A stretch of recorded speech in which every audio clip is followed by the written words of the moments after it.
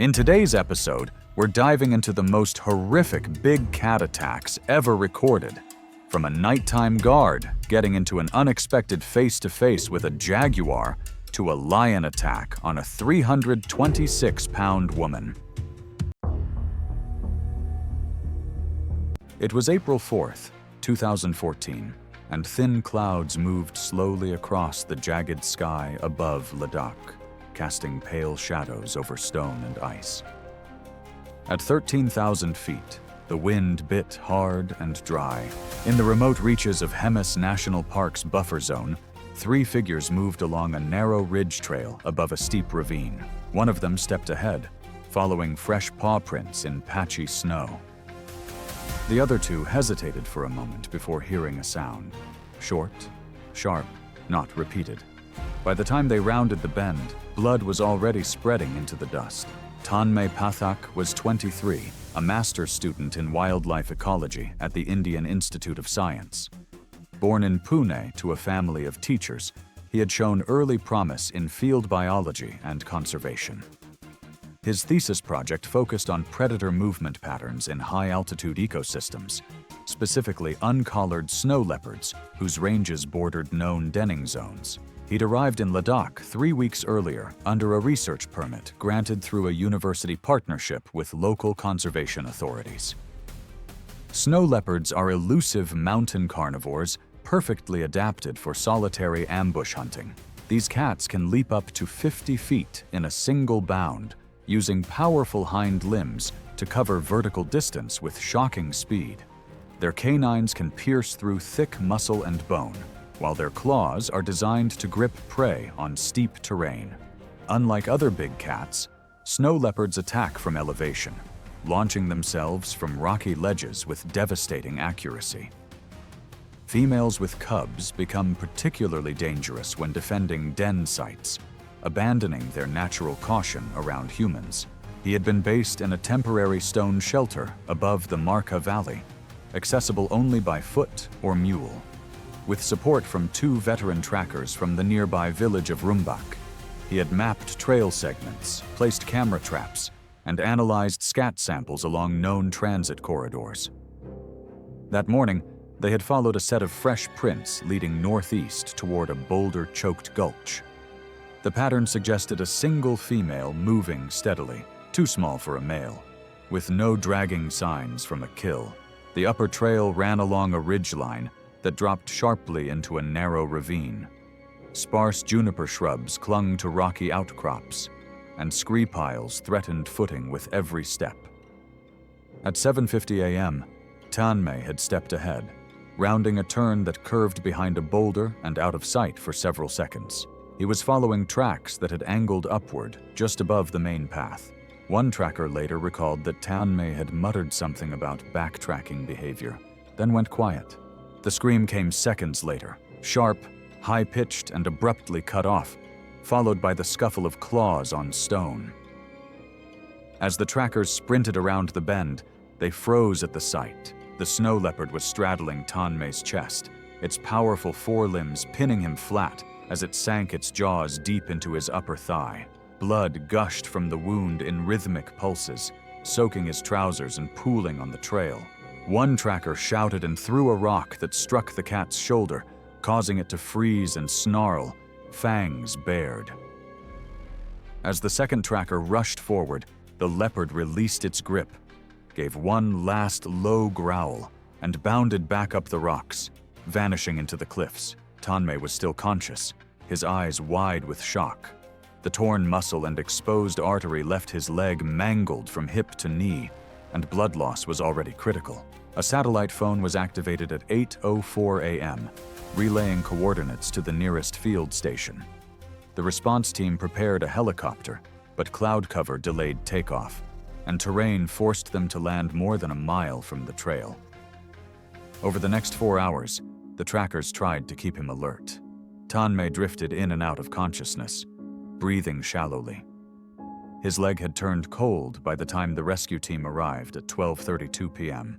By then, his pulse was gone. A field medic pronounced death from exsanguination. The body was airlifted back to Leh that afternoon. Regional authorities determined that Tanmay had unintentionally moved too close to a den site, possibly triggering the attack. Camera traps retrieved days later showed a female snow leopard moving through the area with 2 cubs estimated at 4 months old. Tanmay's remains were cremated in a private ceremony in Pune, attended by his family, classmates, and faculty mentors. The institute later published his partial dataset in a small, peer-reviewed journal.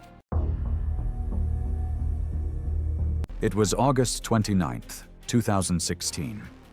12 miles from the city center of Chiang Mai, the Tiger Garden's low fences and cement pens housed sedated big cats, prepped for tourist photos as handlers moved quietly among them. Behind the largest enclosure, a young tourist was unaware that a few inches of movement would set off a chain she could not stop.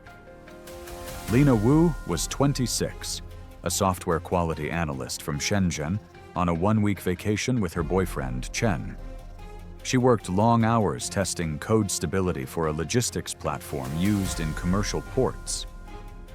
Lena had saved for over a year to take this short trip before switching teams at work. The Tiger Garden package had appealed because of its promise of proximity. Full-sized adult tigers, no cages, just calm, safe interaction. But like many visitors, she underestimated the risk. The park's curated image, uniformed guides, walkways, and photo packages blurred the line between wildlife and amusement. The Bengal tigers looked half asleep in every promotional video, their heads cradled in tourists' laps like house cats. Bengal tigers can weigh up to 500 pounds and possess a bite force of over 1,000 pounds per square inch. Their massive paws are equipped with retractable claws over 3 inches long, designed to grip and tear flesh. Most critically, tigers retain their predatory instincts, regardless of their upbringing. Even heavily sedated tigers can react with lightning speed to sudden movements or perceived threats. By late morning, Lena and Chen entered the largest photo enclosure, marked Zone C, full size. It held 2 male tigers and 1 female, all between 390 and 450 pounds. Lena knelt on the mat beside a 420-pound male named Morn. Though partially sedated with diazepam, Morn had shown agitation earlier that day. Twitching ears, dilated pupils, a low vocalization mistaken as a chuff. Handlers noted it, but rotated him into the photo schedule anyway, staggering his appearances with short rests. At 11:48 a.m., Lena and Chen were called forward. A handler instructed them to move slowly, keep low, and avoid touching the tiger's face or tail. They were told to smile and wait for a staff member to snap the photo. As Chen posed beside Lena, a nearby toddler's cries sparked brief panic and shouting from another family across the enclosure. The supervising handler walked over, leaving Lena and Chen without direct oversight. Morn's head was resting on his front paw. Lena crouched further, leaning toward her boyfriend and rotating slightly to face the camera. As she did, her fare flicked sideways, trailing across the side of the tiger's nose. The reaction was immediate. Morn's head lifted, ears back, mouth open. With a half snarl, he lunged, his jaws closing around the side of Lena's neck and right shoulder in a single crushing grip. Chen stumbled backward. There was no roar, only a thud and a wet, tearing sound as the tiger adjusted his grip and pulled her sideways.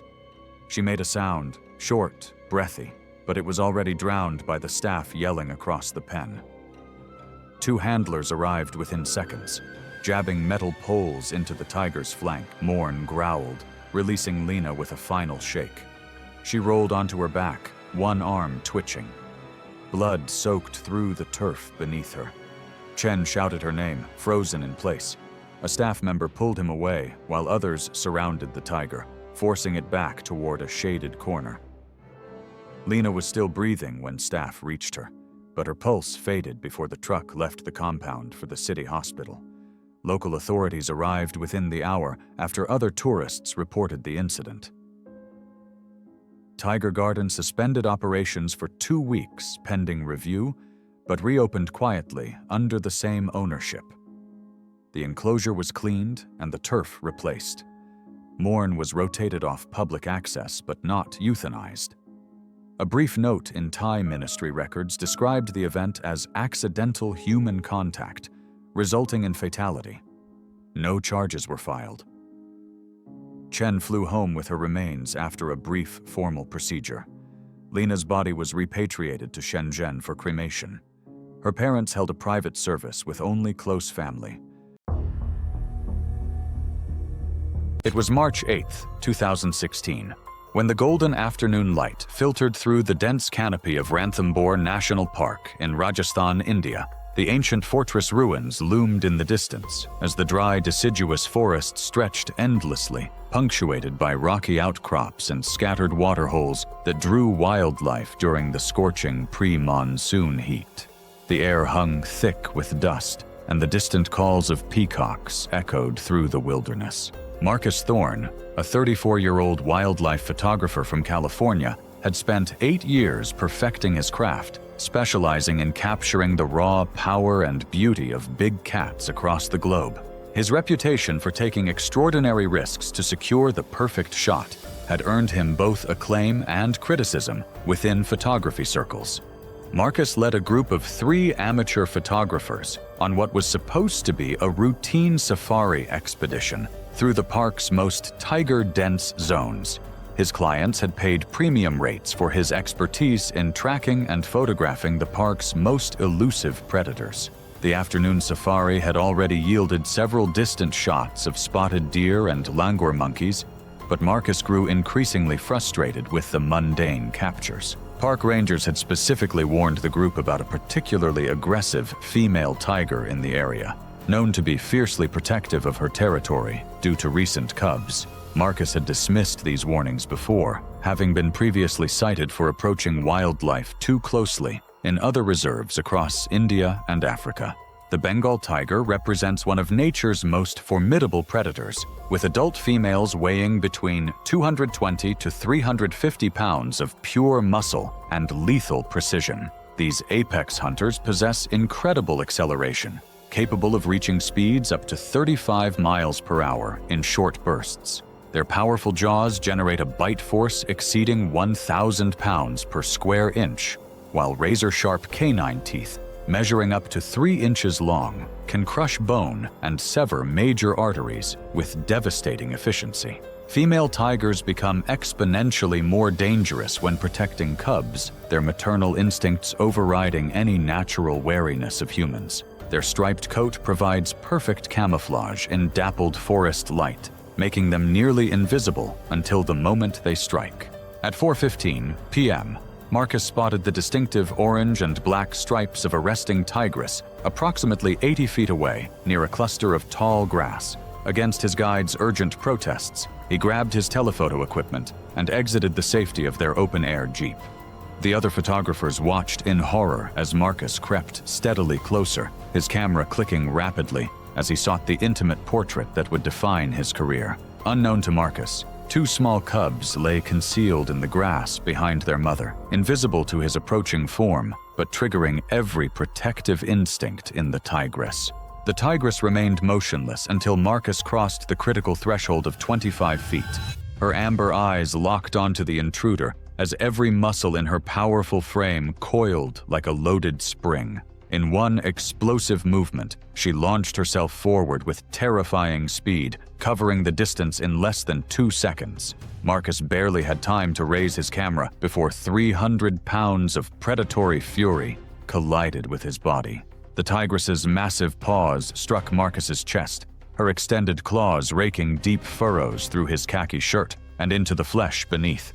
The impact sent him staggering backward, as her jaws clamped down on his exposed throat with crushing force. Her 4-inch canine teeth punctured through skin, muscle, and cartilage, instantly severing his carotid artery and crushing his windpipe. Blood erupted from the massive wounds as Marcus's camera equipment scattered across the dusty ground. The tigress's weight drove Marcus onto his back, her powerful jaws maintaining their death grip on his neck. Her rear claws raked repeatedly across his torso, shredding his clothing and opening deep lacerations along his ribs and abdomen. Marcus's arms flailed weakly as his body went into shock from massive blood loss. The tigress held her position for nearly a full minute, her instincts ensuring the threat to her cubs was completely neutralized. When the tigress finally released her grip and retreated toward her hidden offspring, Marcus lay motionless in an expanding pool of crimson. His crushed windpipe prevented any sound as he struggled for air that could no longer reach his lungs. The combination of severe blood loss and asphyxiation claimed his life within 2 minutes of the initial attack. Park authorities launched an immediate investigation into the incident, reviewing safety protocols and guide responsibilities. Marcus's family released a statement acknowledging his passion for wildlife photography, while calling for stricter enforcement of safety regulations. The tigress and her cubs were relocated to a more remote section of the reserve to prevent future human encounters. It was November 7th, 2017, and the Bushveld outside Marrakele National Park was unusually still in the minutes before sunrise. A low haze hung over the Thornveld as 3 figures, 2 tourists and a local photography guide, moved slowly along a footpath just beyond the lodge boundary. About 40 yards away, separated by a bend in the dry gully, another man was crouched near a patch of scrub, camera poised, unaware he was no longer alone.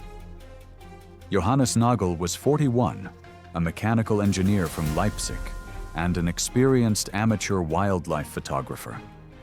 Known in several niche online forums for his sharp, low-light captures of lynx and foxes across Europe, he had recently begun traveling to southern Africa, aiming to photograph elusive carnivores in their natural habitats. On his arrival at the self-catering lodge in Waterberg district, he asked specific questions about leopard sightings just outside the park's boundary. While lodge staff discouraged solo excursions for safety reasons, enforcement was limited to signs and polite warnings. He kept mostly to himself. Over dinner the night before, a British couple remembered him mentioning he preferred working alone at dawn for better light and fewer voices. At check-in, he declined group tours, but agreed to a general safety briefing. Unbeknownst to the lodge, he left before 5:30 a.m. the next morning, walking out with a folding stool and camera bag. A witness, local guide Marius Kutzi, who was leading 2 clients nearby, later recalled seeing Johannes crossing through low brush on the opposite ridge, heading toward a natural clearing known for predator movement. African leopards are solitary ambush hunters, with males in this region weighing between 140 and 180 pounds. Their bite force exceeds 400 pounds per square inch, and their retractable claws can grow over 2 inches long. In dry terrain like Waterberg, they use ravines and dense brush for cover, often approaching from downwind and attacking with little to no warning. According to Coetzee, the leopard was first seen at a distance of around 25 yards. He was preparing to call out a warning when the attack unfolded. At 6:14 a.m., Johannes had just stood up from his stool, camera raised, when the leopard emerged from a gully behind him in a blur of motion. Both guests with Coetzee witnessed the moment of impact from across the drainage, roughly 120 feet away. The animal leapt high, striking Johannes from behind and knocking him to the ground. The initial impact knocked Johannes flat, his equipment scattering as the leopard latched onto the back of his neck with its jaws. Witnesses saw him twist violently, arms flailing as he tried to push himself up, but the cat's weight pinned him instantly. The leopard bit deep into the side of his neck, just beneath the skull, and began shaking its head in short, brutal jerks, standard subduing behavior designed to sever the spine or crush the windpipe. For a few seconds, he continued to move, legs kicking weakly as he was dragged backwards through the brush, the leopard pausing only to adjust its grip on his upper torso. Behind the screen of Thornveld, the attack continued, partly obscured but still audible. Wet sounds of tearing, low growls, and one short, guttural scream that abruptly cut off. Lodge staff and a local ranger arrived just after 7 a.m. after the guide called for help. They followed faint drag marks and disturbed grass roughly 15 feet into a thicket, where they found the victim partially concealed under leaves and dry branches, a known caching behavior in leopards. Johannes's camera bag was torn open, and his lens cap was located several feet from the apparent point of contact. Rangers found signs that part of his right leg had been consumed. There were no indications the leopard had been injured or provoked. Rangers later noted deep puncture wounds to the base of the skull and extensive tearing injuries across the back and left flank, consistent with a rapid kill followed by feeding.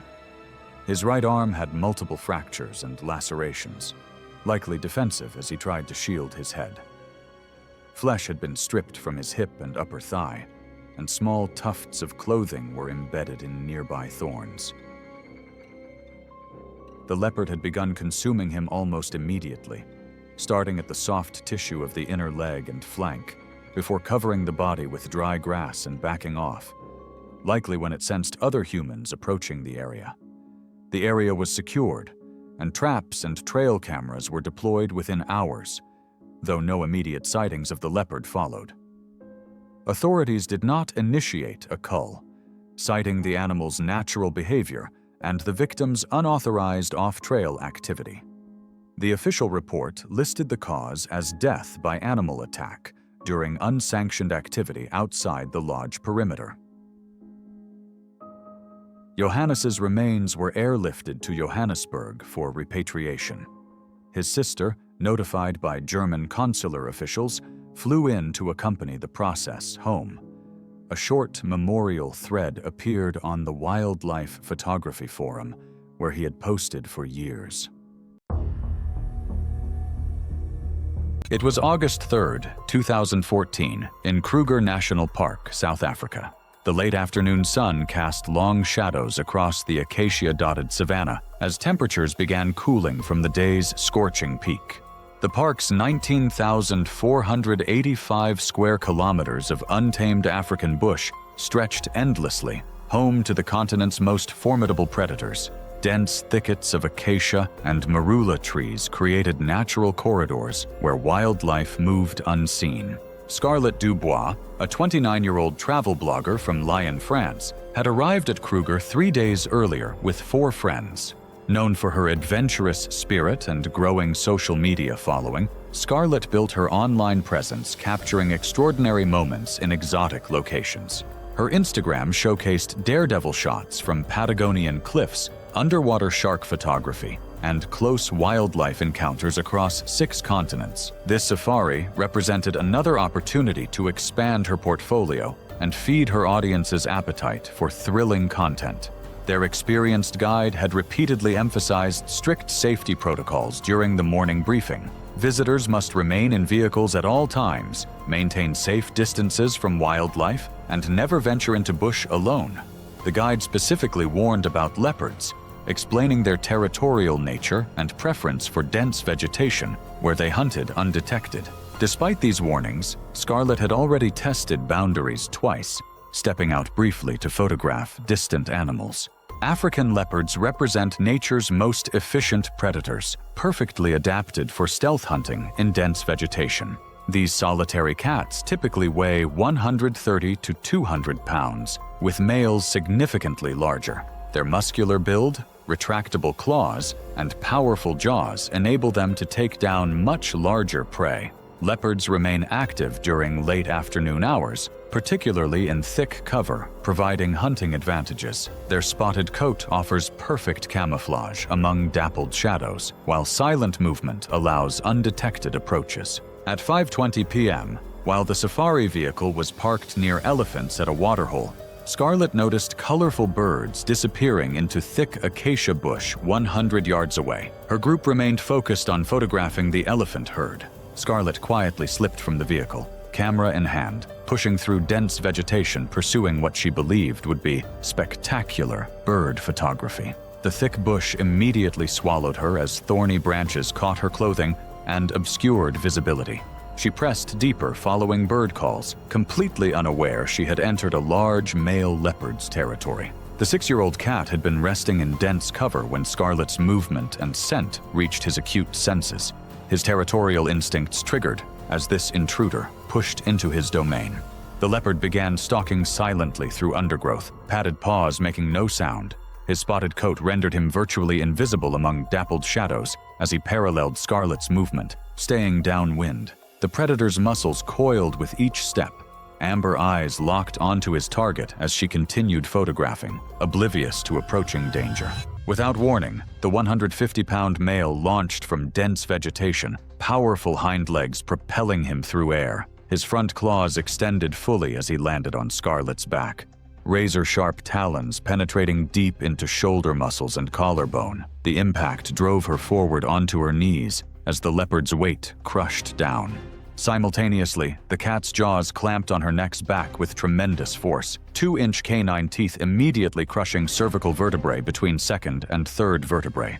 His teeth severed the carotid artery and jugular vein. Blood flowed rapidly from puncture wounds as the leopard maintained his killing grip, jaw muscles exerting over 400 pounds pressure per square inch. Scarlett collapsed under the predator's weight, pinned against ground as claws raked across her back and shoulders, creating deep lacerations exposing muscle tissue. Her brief cries for help were muffled by thick vegetation and the leopard's neck position restricting her airway. Massive blood loss from severed arteries, combined with spinal cord damage from crushed vertebrae, caused rapid unconsciousness. The leopard held his grip for several minutes before dragging her deeper into bush. Scarlett died from catastrophic blood loss and spinal injury within 4 minutes of the initial attack, her body hidden among dense acacia thickets. When Scarlett failed to return after 20 minutes, her friends alerted their guide, who radioed park rangers. A search team located her body an hour later, 150 yards from the safari vehicle. Park officials launched a standard investigation, while Scarlett's family in France expressed devastation at losing their daughter to her adventure photography passion. The leopard was not hunted, as officials determined normal territorial behavior. It was September 14, 2015, when golden hour light filtered through the towering pines of Rocky Mountain National Park in Colorado. The crisp autumn air carried the scent of pine needles and distant snow, while fallen leaves crunched underfoot along the mountain trails. At 6:30 p.m., amber light created long shadows between rocky outcrops and dense forest. Javier Reyes, a 28-year-old marathon runner from Denver, had chosen this evening for another training session on his favorite route. Standing 5 feet 6 inches and weighing 140 pounds, his compact frame was suited for the endurance running that had become his passion. He was preparing for an upcoming ultra-marathon, demanding both physical conditioning and mental fortitude. His boyfriend accompanied him on these runs, though their different paces meant they often separated at predetermined points. The couple had been running this route for months, drawn by its challenging elevation and breathtaking vistas. Recent Park Service bulletins warned visitors about increased cougar activity. Rangers specifically noted sightings of a female with cubs, urging visitors to remain in groups and avoid dawn and dusk hours. Despite these warnings, their training schedule and the mountain evening's beauty proved too compelling.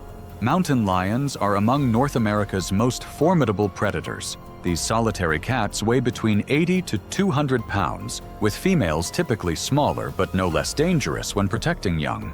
Their powerful hind legs allow vertical leaps up to 15 feet and horizontal jumps up to 40 feet.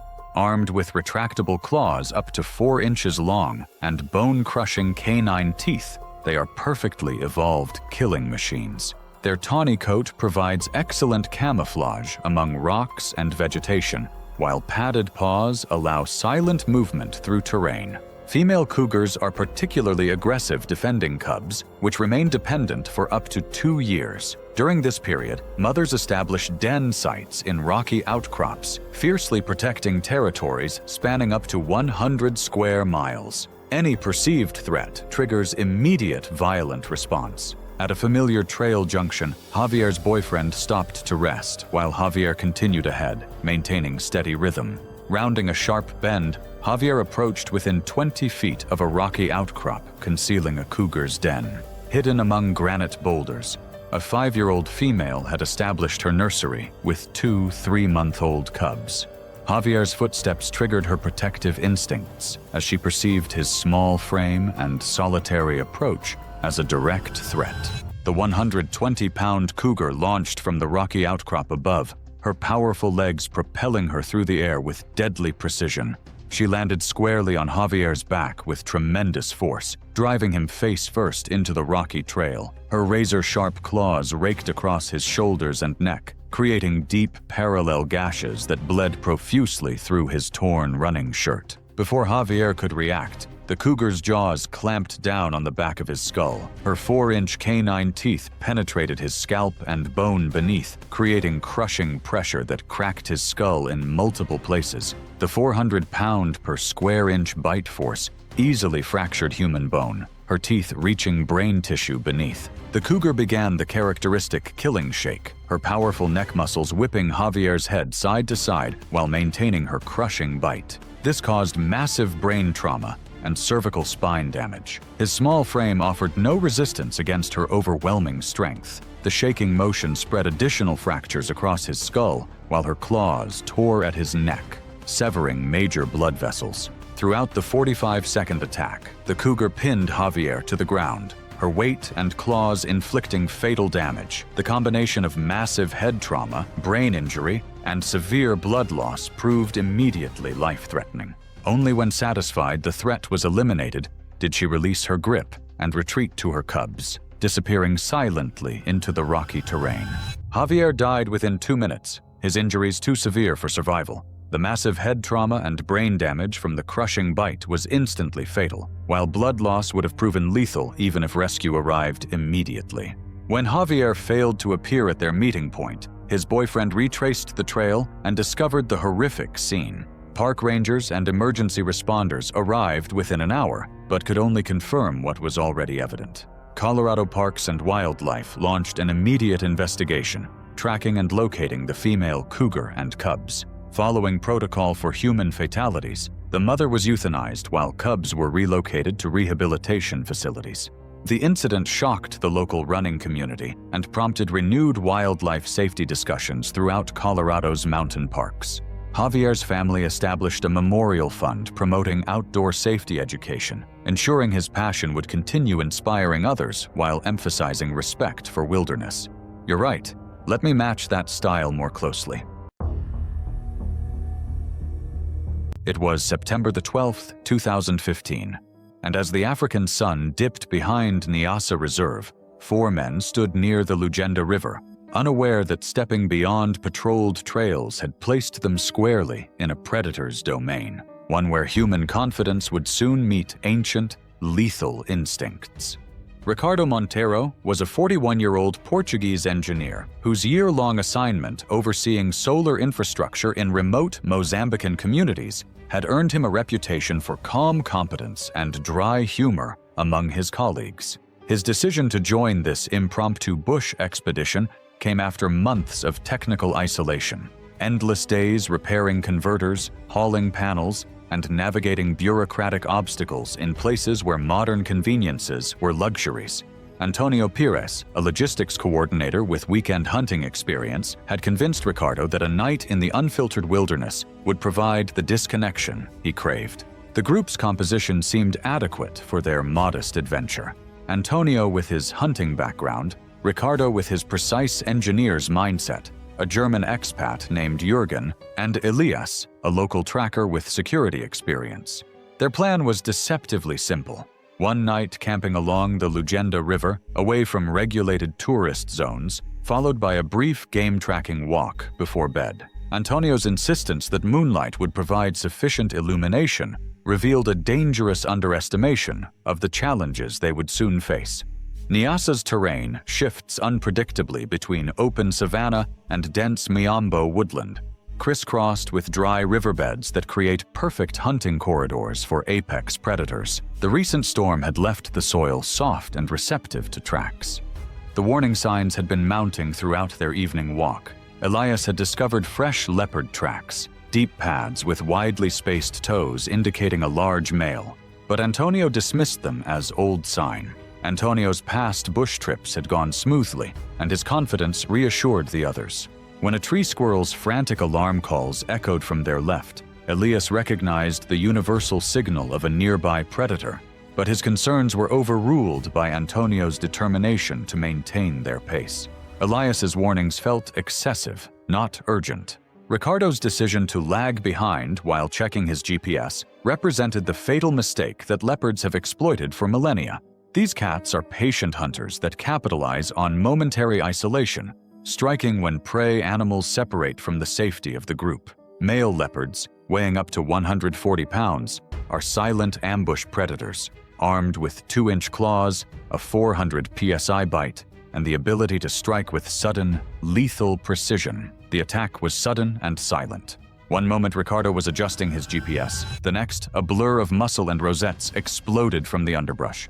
The leopard hit him from behind with staggering force, estimated at over 500 pounds in a single strike, driving him to the ground. Leopards are ambush predators by nature, relying on stealth and explosive speed that can exceed 35 miles per hour in short bursts. There was no roar, only a grunt, the snap of bone, and Ricardo's strangled cry. By the time Antonio's flashlight cut through the dark, the scene was already gruesome. The leopard had its jaws clamped around Ricardo's throat. Though rare, experts believed the leopard reacted defensively to sudden movement at close range, mistaking it for a threat. Its forelimbs pinned him tightly, claws sunk deep into flesh, while its hind legs heaved and kicked, dragging the limp body backwards into the bush. This behavior, moving kills to secluded locations, represents millions of years of evolutionary adaptation, protecting valuable protein from scavengers and competitors. Antonio's gunshot into the air triggered the leopard's retreat, but the damage was irreversible. Ricardo lay motionless, his shirt torn across the shoulder, blood seeping from devastating neck wounds where the cat's canines had found their mark. The deep punctures along his skull and jaw told the story of a bite designed to kill large prey instantly, severing major blood vessels and crushing vital structures in the neck. Unlike the feeding behavior seen in other attacks, this leopard had killed defensively, abandoning the body when confronted by the group rather than attempting to feed. This suggested a territorial male protecting his range, rather than a hungry predator seeking a meal. Ricardo's funeral in Lisbon drew a modest crowd: family, a few university peers, and colleagues from the African Project. His parents declined media interviews, requesting only that people remember him, not for how he died, but for the work he left behind. In Mozambique, park authorities increased patrols around known leopard territories and installed new signage near unofficial trails. While no formal blame was placed on the group, the incident prompted a quiet review of policies regarding private excursions by foreign workers in the reserve. September 8, 2015, dawned with the kind of perfect weather that made San Diego famous worldwide. The morning temperature held steady at 72 degrees, with a gentle ocean breeze carrying the scent of eucalyptus across the sprawling grounds of the San Diego Zoo Safari Park. Wispy clouds drifted across an azure sky, creating ideal conditions for both visitors and the dedicated staff who cared for over 4,000 animals across 1,800 acres of carefully maintained habitat. Dr. Michael Rodriguez had always possessed the steady hands and calm demeanor essential for working with the world's most dangerous animals. At 38, he had built a reputation as one of the country's leading experts in large carnivore medicine, with over 15 years of experience treating everything from Siberian tigers to African lions. His colleagues described him as methodical and brilliant, someone who approached each procedure with scientific precision and unwavering focus. On this particular morning, Michael was preparing for a routine dental examination on Sari, a 12-year-old female Malayan tiger. Sari had been showing signs of dental problems during recent feedings, and the procedure was necessary to prevent more serious health issues. With fewer than 200 left in the wild, Malayan tigers are critically endangered. Females like Sari weigh up to 290 pounds and boast 1,050 psi bite force, nearly double that of a lion. They can leap 33 feet across, 16 feet high, and even snatch birds mid-flight. Even sedated, their muscles can react explosively if they wake. The critical mistake occurred during the pre-procedure calculations that determined how much anesthetic would be required to keep Sari safely unconscious throughout the dental work. Michael had been treating Sari for a minor respiratory infection over the previous weeks, and she had lost approximately 18 pounds during her recovery. However, when calculating the anesthetic dose, Michael used her chart weight of 245 pounds rather than her current weight of 227 pounds. This seemingly minor error resulted in an anesthetic dose that was slightly higher than necessary, but more critically, the dental examination began without incident. Michael worked methodically, cleaning Sari's teeth and examining her gums for signs of infection or decay. His technicians monitored her vital signs while he focused on the delicate work of treating a predator's dental issues.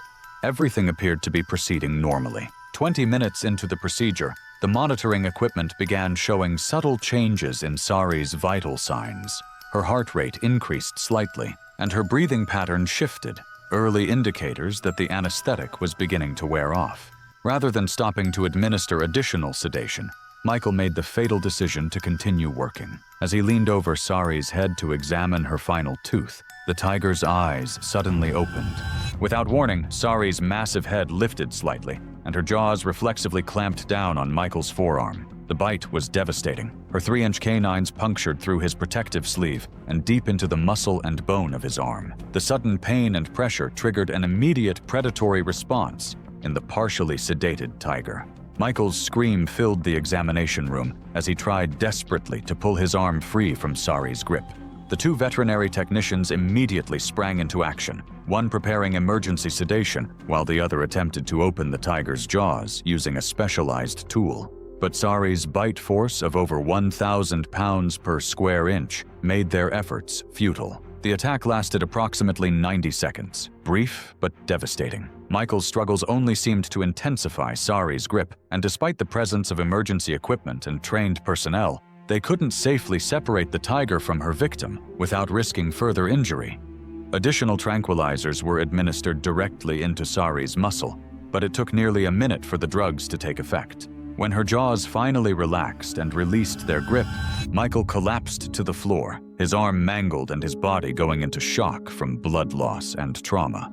Emergency medical personnel were called immediately, and Michael was rushed to the nearest trauma center. Despite the best efforts of human medical professionals and emergency surgery to repair the massive damage to his arm, Michael died from complications related to blood loss and infection 18 hours later. The incident led to immediate changes in veterinary protocols at zoos nationwide. New guidelines required immediate resedation at any sign of consciousness during procedures involving large carnivores, and continuous monitoring equipment was upgraded to provide more sensitive detection of awareness. The tragedy also led to mandatory weight verification within 24 hours of any anesthetic procedure.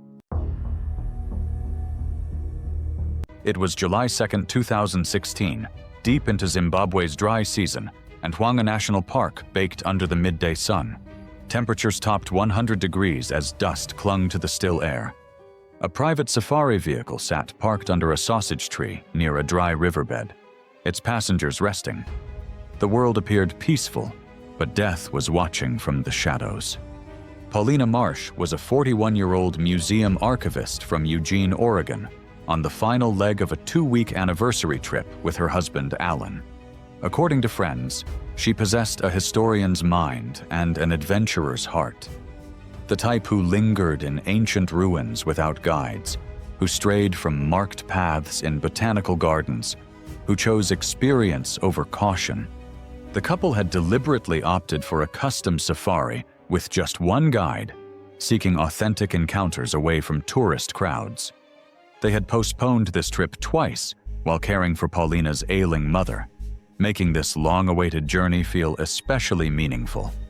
Unfortunately, Paulina didn't fully comprehend the lethal nature of the predator lurking in the area. African leopards, among the most efficient killers in the animal kingdom, are capable of taking down prey twice their size. These 150-pound cats possess incredible strength, able to drag carcasses weighing 300 pounds up into trees. Their bite force of 400 pounds per square inch, combined with razor-sharp canine teeth, can puncture skulls and crush windpipes instantly. Most critically, leopards are ambush predators, remaining motionless for hours before exploding into action with lightning speed. When their guide parked beneath the acacia to prepare lunch, Paulina quietly stepped out, mentioning to Alan that she needed a quick break. He and the other tourists saw her wander toward a clump of bush about 30 yards from the vehicle, assuming the open landscape meant safety. The guide, preoccupied with unloading gear and trusting guests to stay nearby as instructed, didn't register Paulina's quiet detour until it was too late. Unknown to Paulina, she had entered the peripheral territory of a mature male leopard seeking refuge from the day's heat. The cat had been resting motionless behind a fallen log, its rosette-patterned coat providing perfect camouflage against the dappled light filtering through the canopy.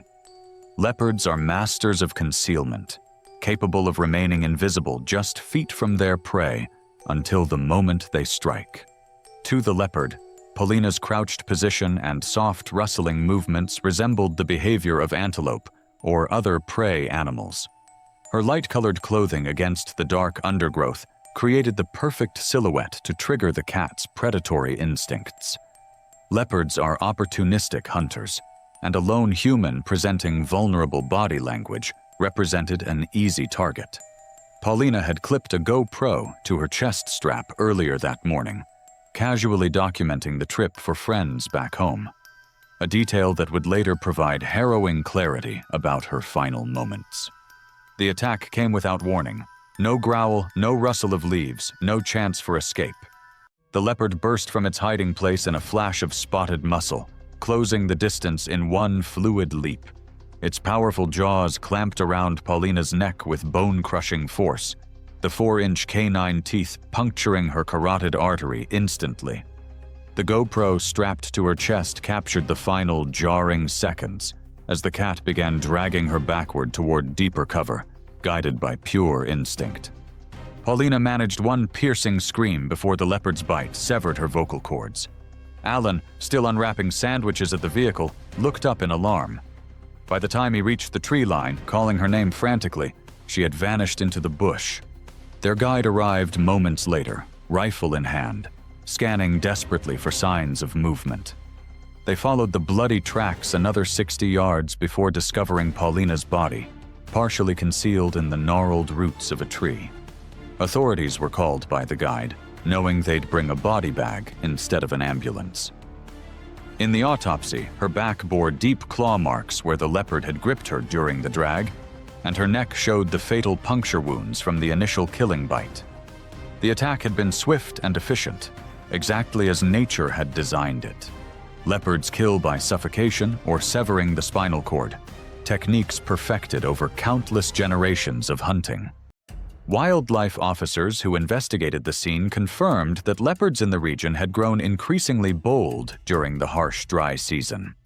With natural prey scarce and water sources dwindling, the cats were venturing closer to human activity areas. The particular leopard responsible was later identified by tracks as a territorial male that had been displaced by drought conditions, making it more aggressive and unpredictable.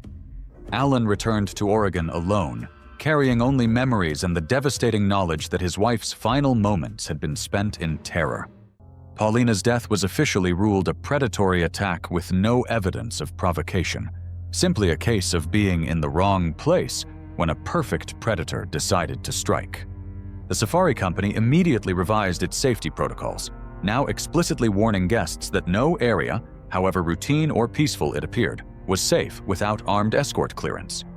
New regulations required constant radio contact and prohibited any guest from leaving the vehicle unaccompanied, even for basic needs. It was July 22, 2014, and dry wind swept through a private compound near Okahanja, Namibia, carrying the sour mix of dust, disinfectant, and decay. Inside, concrete pens baked under the relentless sun as flies drifted through the stagnant heat. Behind one enclosure, a male Bengal tiger named Ravi paced restlessly in the meager shade of a corrugated tin shelter, his massive shoulders rippling with each deliberate step. Samir D'Souza was a 44-year-old Indian-born investor who had built his fortune through Mumbai real estate deals before turning his attention to exotic animal ventures across southern Africa. His latest project operated under questionable regulatory status, officially registered as a rehabilitation facility, but functioning more like a private zoo stocked with species far removed from Namibia's native wildlife. The compound housed capuchins, lemurs, and 2 Bengal tigers, reportedly obtained through a defunct wildlife park in South Asia, transferred via private brokers with minimal oversight. D'Souza called his operation a conservation ark, though most who knew better quietly referred to it as an expensive vanity project. He walked the grounds daily in designer boots, carrying a sheathed machete more as an accessory than a practical tool, boasting to anyone who would listen about his special bond with Ravi. He claimed to have raised the tiger like a son, believing that trust and affection could override millions of years of predatory evolution. The compound's security protocols were dangerously informal. Enclosures lacked proper double-gate systems, and feeding was often handled manually by staff who had repeatedly expressed concerns about safety. D'Souza dismissed these worries, convinced that his personal relationship with the animals made standard precautions unnecessary. His employees, mostly local farmhands with no experience handling exotic predators, had learned to keep their objections to themselves. On that fateful morning, a 3-person inspection team from the Namibian Ministry of Environment and Tourism arrived unannounced. Anonymous complaints about improper permits and animal welfare violations had finally prompted official action. D'Souza met the inspectors in the courtyard with his characteristic confidence, offering to personally conduct a tour of the facilities. When the officials requested that all large predators be secured before the walkthrough, D'Souza waved off their concerns dismissively. He insisted on demonstrating Ravi's docile nature, apparently believing that his presence would calm the massive predator. 2 ranch employees, including a handler named Peter, watched nervously as D'Souza approached the tiger enclosure.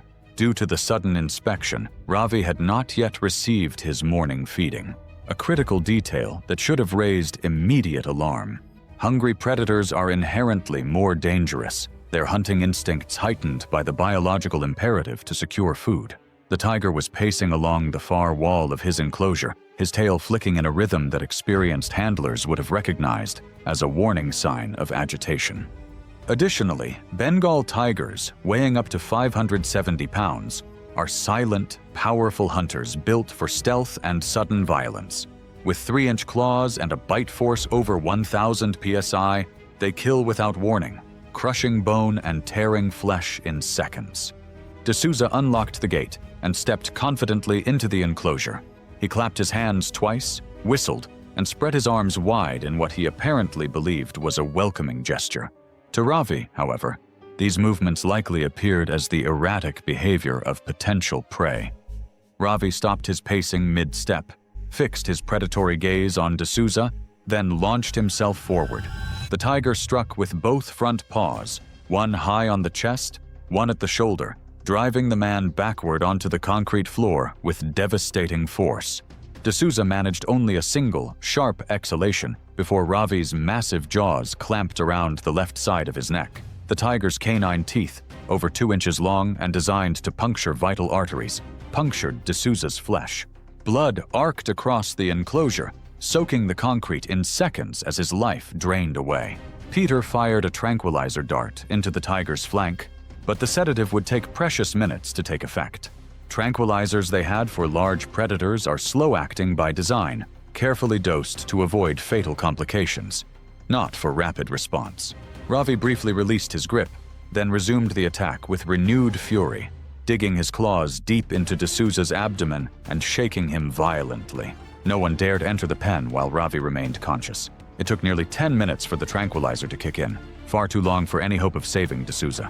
By then, his torso was so severely mauled as to be unrecognizable. Authorities euthanized Ravi that evening via lethal injection. The surviving female tiger was sedated and transferred to another facility under armed escort. D'Souza's remains were recovered after dark, covered with a plastic sheet and loaded onto a covered trailer like cargo, rather than the remains of a man who had believed himself master of the wild. The Namibian ministry filed a closed-case incident report within 24 hours, citing regulatory non-compliance and fatal misjudgment of animal behavior. The document was never released to the public.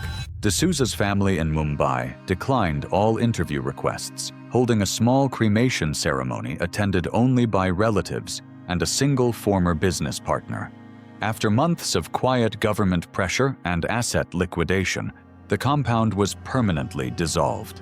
Its surviving animals were distributed to facilities across South Africa and Botswana, though official records of their placement remain sealed. It was June 12, 2015, and the air over Santa Cruz de la Sierra was thick with the damp heat of early winter in Bolivia's lowlands. Inside the modest city zoo on the edge of Parque El Arenal, staff moved briskly through their morning routines. The big cats were being fed and pens prepared for cleaning. In the concrete service corridor behind the Jaguar exhibit, a junior keeper carried a bucket and broom into a secondary enclosure, not realizing the dividing gate behind her was already shifting open. Claudia Rojas was 29, a recent hire at the Santa Cruz Zoo. She had spent most of her adult life in the city, working part-time at veterinary clinics while completing coursework in animal care. When she landed a contract position at the zoo, it was a step up, her first full-time role involving exotic species. She assisted senior keepers with daily routines, diet prep, pen cleaning, and light behavioral observations. Colleagues described her as punctual and careful, someone who asked questions and followed checklists. But that Friday morning was busy, and protocol depended on understaffed teams coordinating their movements across several adjoining enclosures. The zoo operated with limited resources and aging infrastructure. On paper, safety procedures were standard. All keepers had to confirm interlock gates were secured before entering pens, especially those housing high-risk predators. But internal records later showed that Claudia had reported issues with the Jaguar pen's gate rollers twice in her short tenure. Issues marked unresolved. A thin maintenance slip, never signed off, had noted sliding motion uneven, sticks slightly open unless slammed. The Jaguar exhibit was a 3-chamber design. Jaguars were moved between front display, mid-holding, and rear service pen through a sequence of sliding metal gates. That morning, the male Jaguar, a 160-pound adult named Rayo, had eaten without issue and been guided into the display pen. Claudia and a senior keeper moved to clean the rear service pen. The senior stepped away briefly to respond to a radio call, leaving Claudia to begin routine hosing and scrubbing. She entered without checking the secondary gate's status herself, assuming it was secured. It was not. Jaguars are solitary ambush hunters with the most powerful bite relative to body size among all big cats. Unlike lions or leopards, which target the neck or throat, jaguars kill by crushing the skull or cervical vertebrae, with a bite force exceeding 1,500 pounds per square inch, enough to crack turtle shells and crush the bones of caimans. These stocky, muscular cats can weigh up to 350 pounds and possess incredible stealth, moving silently through their territory before launching devastating attacks. In captivity, they retain all their predatory instincts and can react explosively to sudden access or disturbance. Rayo had previously tested boundaries, learning to push against loose fittings in the gate system with his shoulder. At 8:41 a.m., he did just that, slipping silently through the divider into the service pen while Claudia's back was turned. The jaguar's natural hunting behavior involves patient stalking, followed by a single decisive strike. a technique that had served his species for millions of years and remained intact despite years in captivity. The attack was almost immediate. A muffled scream was heard by two nearby staff members, followed by the sharp scrape of metal and a heavy thud. When they reached the enclosure seconds later, they found Claudia crumpled on the concrete, face down and pinned beneath Rayo's massive forelimbs. Her head and upper shoulders were locked in the Jaguar's jaws, his teeth sunk deep into the base of her neck. One arm twitched violently, then went still. Blood spread rapidly beneath her, pooling around her face and soaking into her uniform. One staffer shouted and struck the mesh with a tool, but the Jaguar barely flinched, his thick tail lashing as he kept his weight pressed on her back. A second worker triggered the emergency air horn, and the sudden blast startled Rayo just enough to make him release and retreat several feet. His muzzle was soaked with blood, and he paced along the rear wall, ears flat and chest heaving. Claudia's body didn't move. A deep wound gaped across the side of her skull, and part of her left shoulder had been torn open, exposing muscle and fractured bone. The right side of her uniform was shredded, one sleeve still clenched between Rayo's front teeth. Staff kept their distance, watching in horror as the Jaguar circled back once, sniffed her motionless form, then finally retreated into the inner den, leaving behind only silence and blood. Claudia was unresponsive. The bite had penetrated the occipital bone, crushing through the base of the skull, a single decisive kill pattern consistent with Jaguar behavior in the wild. The Jaguar's massive jaw muscles had compressed with enough force to fracture her cervical vertebrae and cause immediate brain trauma. EMS was called at 8:44 a.m. and arrived within minutes, but she was pronounced dead at the scene. Her injuries were catastrophic and irreversible. The zoo suspended operations for the day and issued a short statement calling the event a tragic operational error, but internal records and later investigation revealed long-standing maintenance issues in the Jaguar enclosure. Staff had made at least 4 maintenance reports in the preceding year related to gate misalignment and sluggish rollers. None had led to structural replacement. The day of the incident, only 3 staff were assigned to morning big cat checks, down from the recommended 5. No one had visually confirmed the full closure of the service gate before Claudia entered. Authorities did not press criminal charges, citing insufficient evidence of gross negligence. However, the zoo's director resigned within 3 months. Claudia's family received a private legal settlement, terms undisclosed. She was buried in the Santa Cruz Municipal Cemetery in a small service attended by family, colleagues, and several classmates from her veterinary training. Rayo was not euthanized. After consultation with wildlife specialists, the zoo transferred him to a secured off-exhibit enclosure. He showed no behavioral changes following the event and resumed normal feeding and activity within days. No disciplinary action was taken against the senior keeper who briefly left the area. Zoo policy did not explicitly prohibit temporary absence from a cleaning zone if presumed secure. It was July 22, 2017, in the remote waterways of Brazil's Pantanal wetlands, where the morning mist still clung to the dense vegetation lining the muddy riverbanks.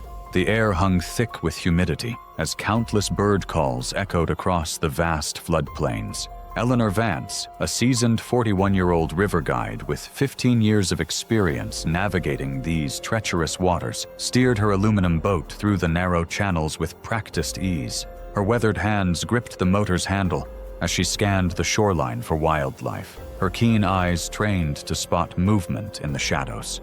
Eleanor had built her reputation as one of the Pantanal's most reliable guides, supporting her family through ecotourism work that brought visitors face-to-face with South America's most elusive predators. Today, she was leading an American family of 4 on a Jaguar spotting expedition through the remote waterways, where these powerful cats frequently came to drink and hunt fish. The tourists clutched their expensive cameras, eager to capture images of the legendary spotted hunters that ruled these wetlands. The family had specifically requested this remote location after hearing about Eleanor's exceptional track record for wildlife sightings. The area they were exploring was notorious for jaguar activity, particularly along the muddy banks where the big cats would wade into shallow water to catch fish and cool themselves during the heat of the day. Eleanor knew these waters intimately, understanding the rhythms and dangers that lurked beneath the deceptively calm surface. The dense gallery forest provided perfect cover for predators, while the seasonal flooding created ideal hunting conditions. Recent rains had raised water levels, bringing fish closer to the banks and increasing jaguar activity in the area. Jaguars are the largest cats in the Americas, with males weighing up to 250 pounds and possessing the strongest bite force of any big cat. These apex predators are exceptional swimmers and skilled hunters, capable of crushing turtle shells and caiman skulls with their powerful jaws. Unlike other big cats, jaguars kill their prey with a devastating bite to the skull or neck, their canine teeth designed to pierce bone and sever spinal cords instantly. Their rosette-patterned coats provide perfect camouflage in the dappled light, filtering through the wetland vegetation. These solitary hunters are most active during dawn and dusk, though they often hunt throughout the day in cooler weather. At 2:45 p.m., disaster struck when one of the tourists accidentally dropped their expensive camera near the water's edge while trying to photograph a caiman. The device landed partially submerged in the muddy shallows, its lens glinting in the afternoon sun. Without hesitation, Eleanor moored the boat against the riverbank and stepped into the knee-deep water, determined to retrieve the valuable equipment for her clients. Her protective nature and commitment to customer service overrode any caution about entering the water alone. She waded carefully through the murky water toward the camera, her boots sinking into the soft sediment with each step.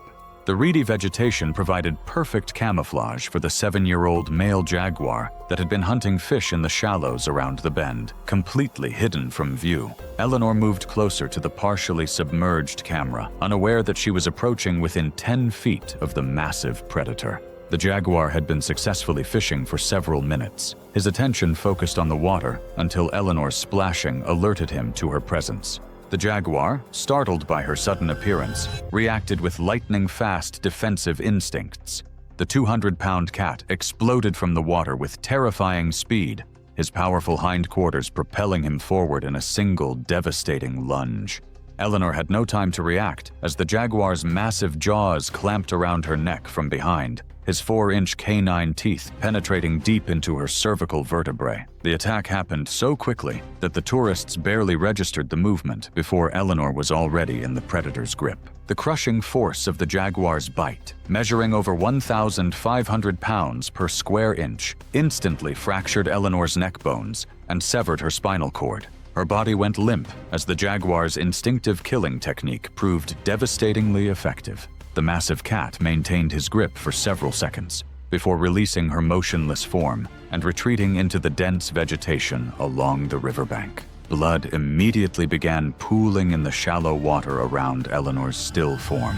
Eleanor collapsed face first into the shallow water, her body paralyzed from the catastrophic spinal injury. Unable to lift her head or move her limbs, she drowned in less than 18 inches of muddy water, while the horrified tourists screamed helplessly from the boat. Within 90 seconds, the experienced guide who had navigated these dangerous waters for over a decade was dead. The family watched in horror as the water around her body turned crimson.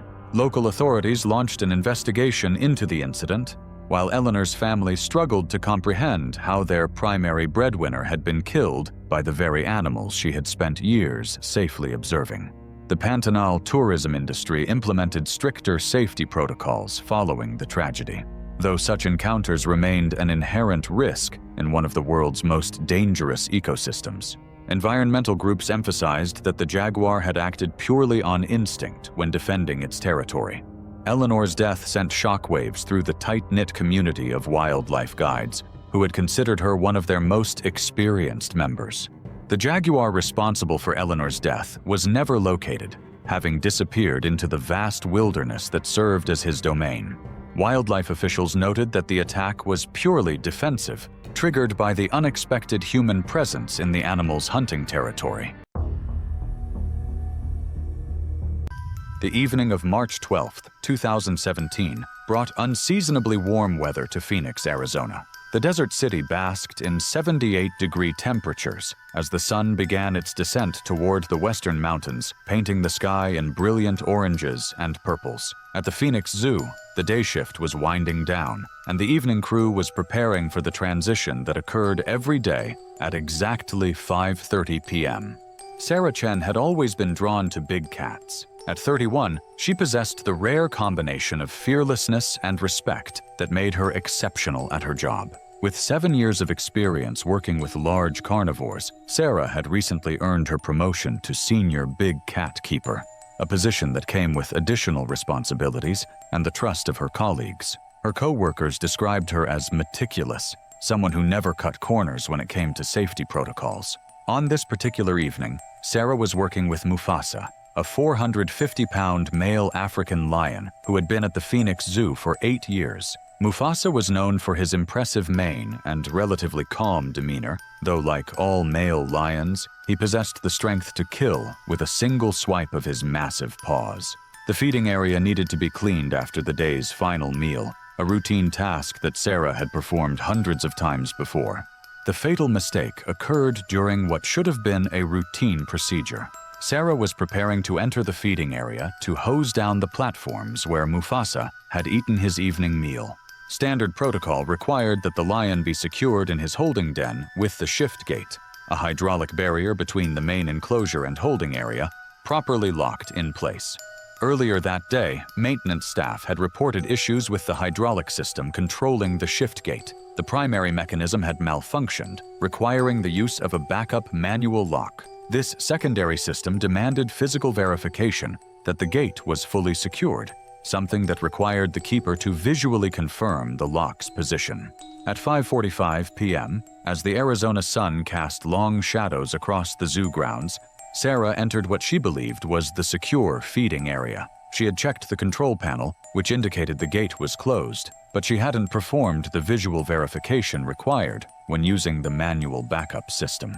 The hydraulic gate had only partially engaged, leaving a gap just wide enough for a determined 450-pound lion to push through. African lions are powerful predators with jaws that deliver 650 pounds per square inch and claws up to 1.5 inches long.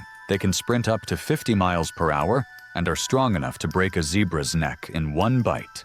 Even in captivity, they retain their deadly instincts and reflexes. Sarah was 30 feet from the keeper exit, hosing down the feeding platform, when she heard the metallic scraping sound of the gate being forced open. She turned to see Mufasa emerging from the holding area, his golden eyes fixed directly on her. In that moment, Sarah had approximately 8 seconds to react, 8 seconds that would determine whether she lived or died. Her training kicked in immediately.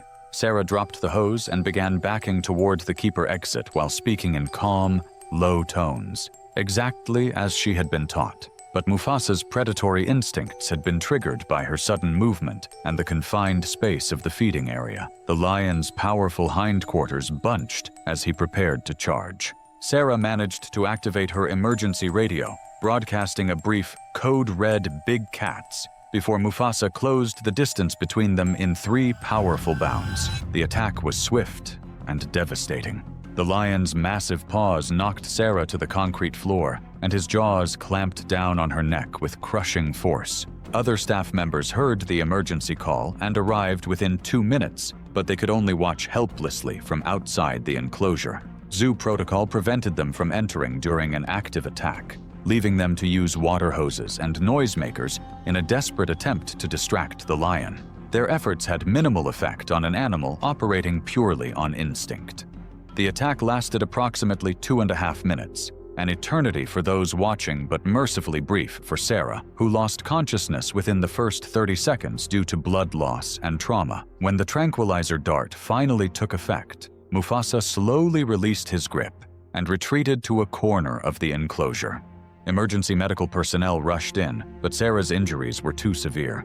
The lion's powerful jaws had caused massive trauma to her neck and shoulder, severing major blood vessels. She was pronounced dead at the scene, becoming the first keeper fatality in the Phoenix Zoo's 57-year history. The incident led to immediate changes in zoo safety protocols nationwide. The Phoenix Zoo implemented mandatory double verification systems for all shift gates, requiring 2 staff members to confirm that barriers are properly secured before any keeper enters an enclosure. The tragedy also sparked discussions about whether single-keeper protocols should be eliminated entirely for work involving large carnivores. It was September 30th, 2024, and a dry heat hung heavy over the scrubland outside Hoedspruit, South Africa.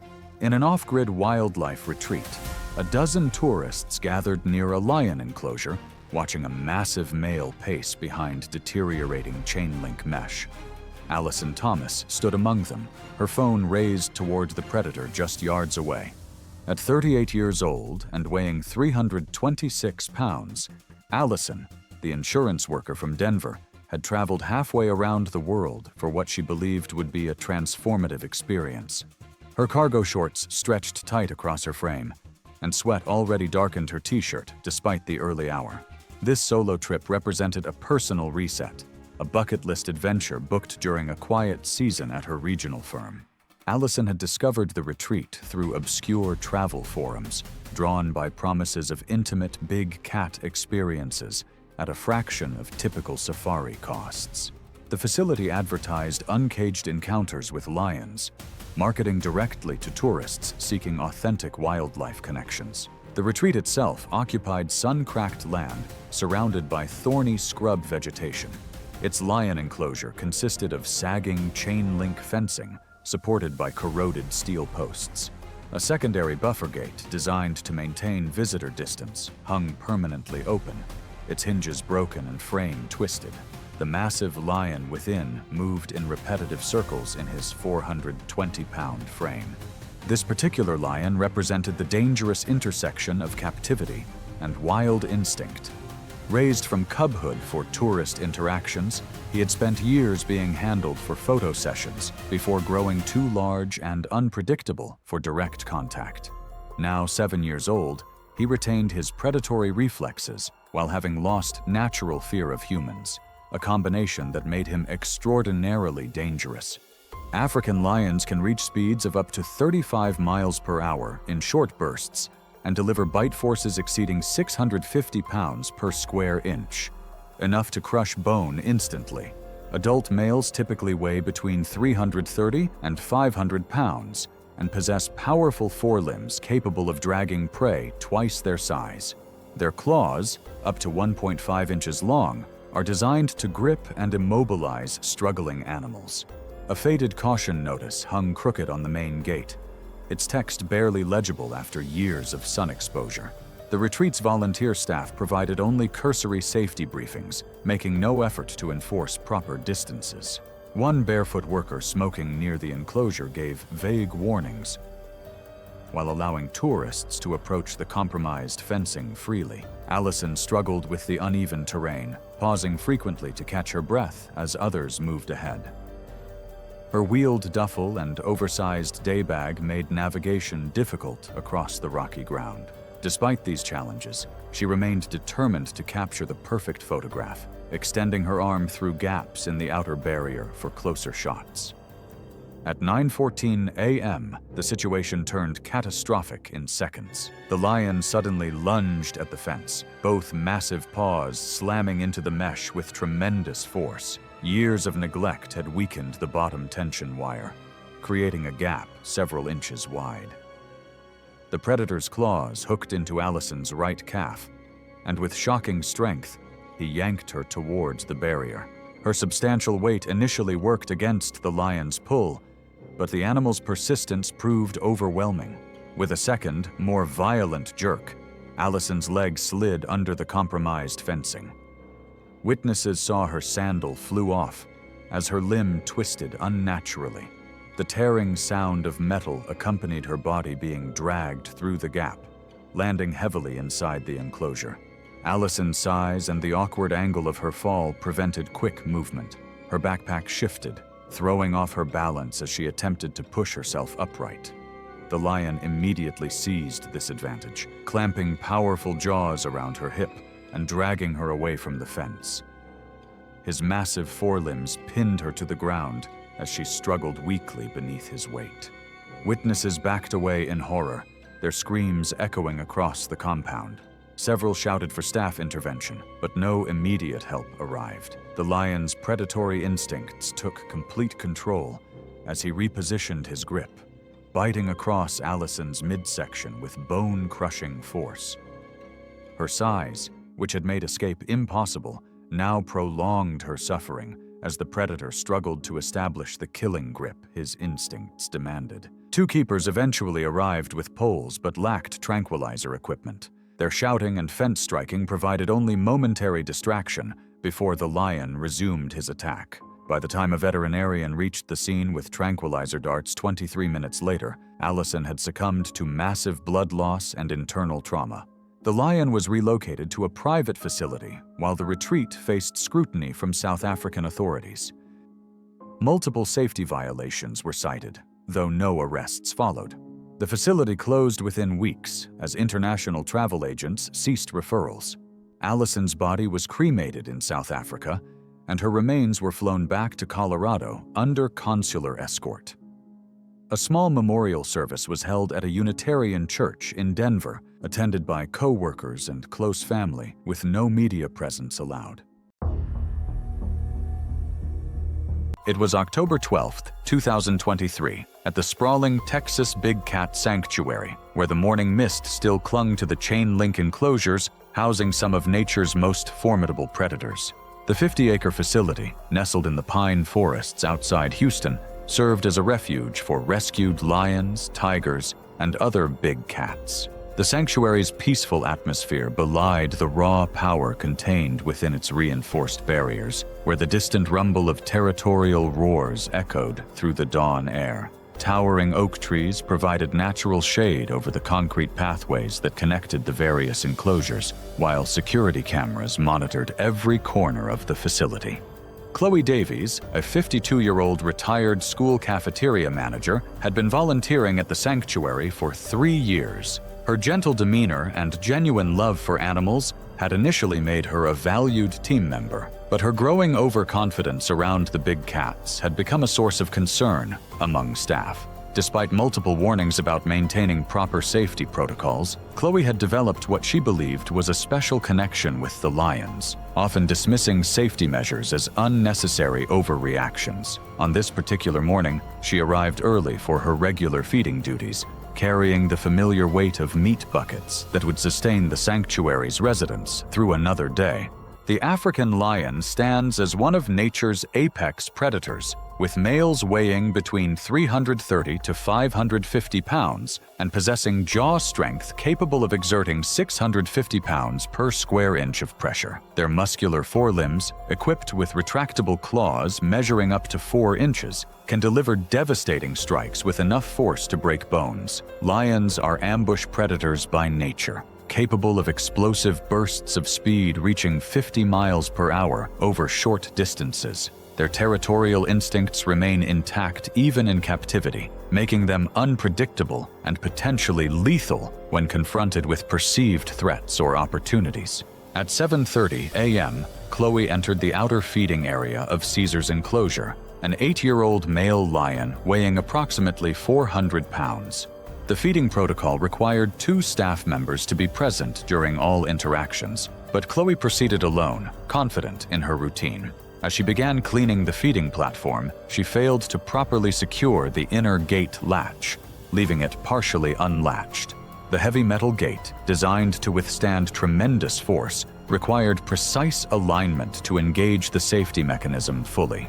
Caesar, sensing the opportunity presented by the compromised barrier, applied pressure to the gate with his massive shoulder. The latch gave way, allowing the powerful predator to push through into the feeding area where Chloe worked.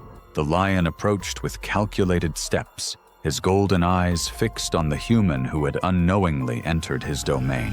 Without warning, Caesar struck with his right forepaw, the impact sending Chloe crashing to the concrete floor. The blow shattered her left shoulder blade and fractured her collarbone, the sickening crack of breaking bone echoing through the enclosure. Chloe's body crumpled under the tremendous force, her left arm rendered useless as she attempted to crawl away from the advancing predator. Caesar immediately followed his initial strike by lunging forward, his massive jaws clamping down on Chloe's exposed throat.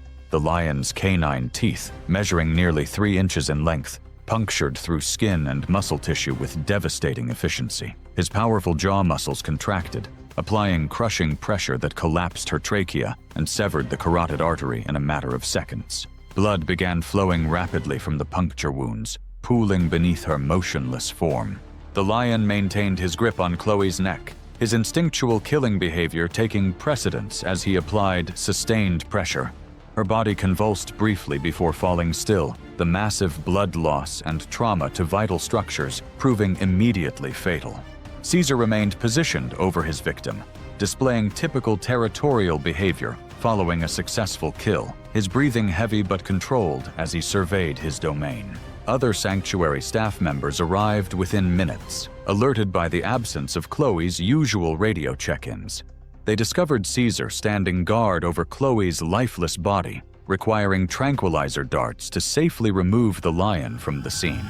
Emergency responders confirmed that Chloe had died from massive blood loss and severe neck trauma within 3 minutes of the initial attack. The Texas Department of Health launched an immediate investigation into the incident, focusing on safety protocol violations and facility management practices. The sanctuary temporarily suspended operations while authorities reviewed their procedures. Chloe's family released a brief statement expressing their grief while acknowledging her deep love for the animals she worked with, requesting privacy during their difficult time. Local news outlets covered the story extensively, raising questions about volunteer safety standards. It was August 16, 2018, and the Kalahari shimmered beneath the unforgiving African sun, the still air broken only by the dry rattle of seed pods in the camelthorn trees. This was a landscape that appeared peaceful to the untrained eye, but beneath its serene surface lurked predators that had ruled these lands for millennia. Marta Bellini, a 34-year-old freelance interpreter from Milan, had arrived in southern Africa 2 weeks earlier with her younger brother Marco. Between medical and technical translation contracts, Marta traveled extensively, always seeking authentic experiences over tourist packages. This trip to Botswana was her idea, something affordable yet unforgettable that might help the siblings reconnect after years of growing apart. They had rented a used Toyota Hilux in Upington and planned a self-guided loop through the Transfrontier Park. Marta had researched extensively, printing ranger safety guidelines in both Italian and English, studying maps, and plotting GPS coordinates. She believed their preparation was sufficient for navigating one of Africa's most remote wilderness areas. But in the Kagalagadi, where heat distorts judgment and predators move without sound, even careful planning can unravel in a matter of seconds. What Marta likely didn't fully comprehend was the apex predator that called these arid lands home. African lionesses are perfectly adapted killing machines, weighing between 260 and 350 pounds of pure muscle and sinew. Their powerful jaws can exert over 650 pounds of pressure per square inch, easily crushing bone and severing arteries. These predators can move in complete silence across sand and scrub, using shadows and vegetation to remain invisible until the moment they strike. During Kalahari's brutal dry season, lions concentrate around the few remaining water sources, making encounters with humans increasingly likely. After crossing into Botswana at the Mabwasahuba Gate, the siblings aimed for the remote Polenswa waterhole. The area was known for its lion population, but also for its isolation. Fewer tourists meant a more authentic experience, exactly what Marta had sought. After a grueling day navigating corrugated sand tracks under the scorching sun, their vehicle stalled during a 3-point turn in the loose sand. Despite repeated attempts, the engine refused to restart. With darkness approaching rapidly and no cell phone reception, they made the fateful decision to sleep in the cab and attempt repairs at first light. The windows remained sealed against the night sounds of the African wilderness. By morning, the heat had climbed past 90 degrees. Dust coated the Hilux, and the cab was stifling. While Marco tended the stove, Marta stepped out to stretch and check a low rear tire, circling to the back of the vehicle. She bent down to inspect the tire, unaware that 50 feet away, low to the ground and perfectly still, a lioness had been watching them for over an hour. African lionesses, weighing up to 350 pounds, are silent, powerful hunters with jaws strong enough to crush bone. In Kaligati's dry season, they gather near scarce water sources, making human encounters dangerously common. The predator had been using their parked vehicle as cover. Crouched in the shadow of the rear wheel, the lioness remained completely invisible against the morning glare and acacia shadows. Marco later described hearing a low, rumbling growl that seemed to vibrate through the ground beneath his feet. The sound was followed by rapid thuds as the lioness exploded into motion. He turned to see Marta's legs disappear around the rear bumper, followed by a flash of tawny movement that spoke of pure predatory power.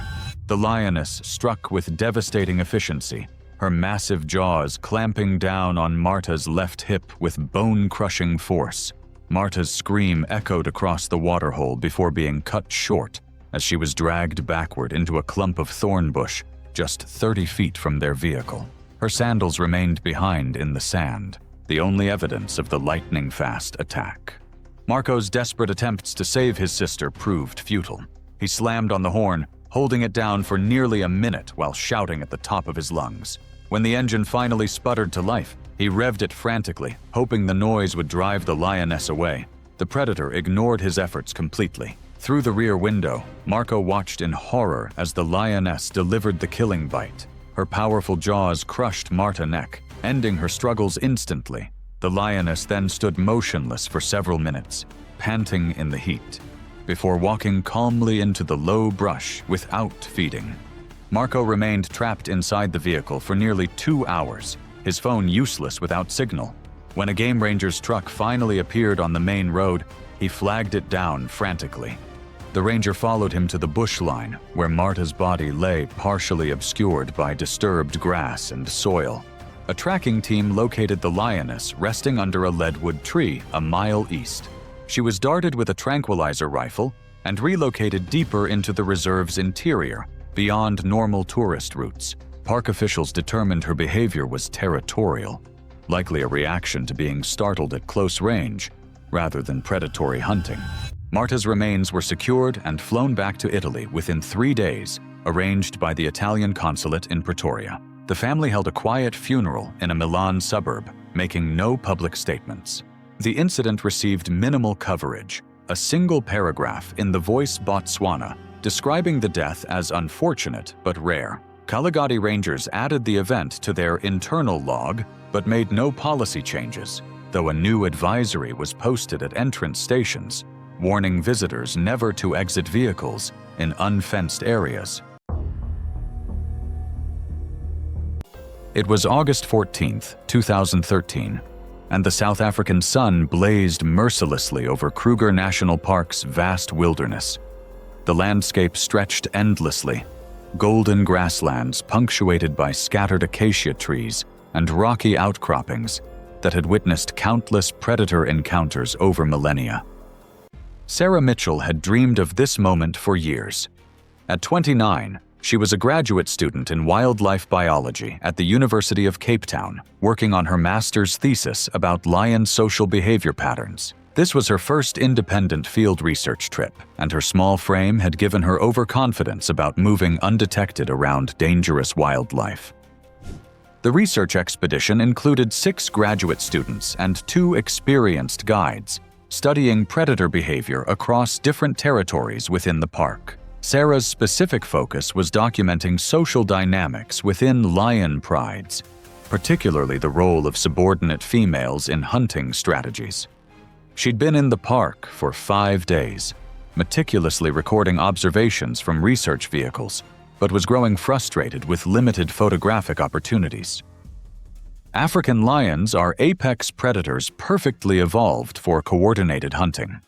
Adult females typically weigh between 265 and 395 pounds, capable of reaching speeds of 50 miles per hour in short bursts. Their night vision is 6 times better than humans, and they possess incredible stealth abilities, allowing them to approach prey undetected across open terrain. Lions hunt cooperatively, with females working together to surround and isolate targets. During lunch break on their 6th day, the research group had stopped near a watering hole where guides were preparing field rations. Sarah spotted movement 200 meters away, a pride of 7 lions exhibiting fascinating social behaviors directly related to her thesis research. 2 adult females were engaged in what appeared to be a dominance display, while 3 cubs played nearby. Sarah grabbed her camera equipment and field notebook, her excitement overriding safety protocols. Her guide Johannes immediately called out warnings about maintaining safe distances, but Sarah dismissed his concerns. She'd studied these behavioral patterns in dozens of research papers and believed she understood the lion's body language well enough to approach safely. She left the vehicle group and began walking toward the pride, staying low and moving slowly as her textbooks described. The lions appeared focused on their internal social dynamics, paying no attention to her approach.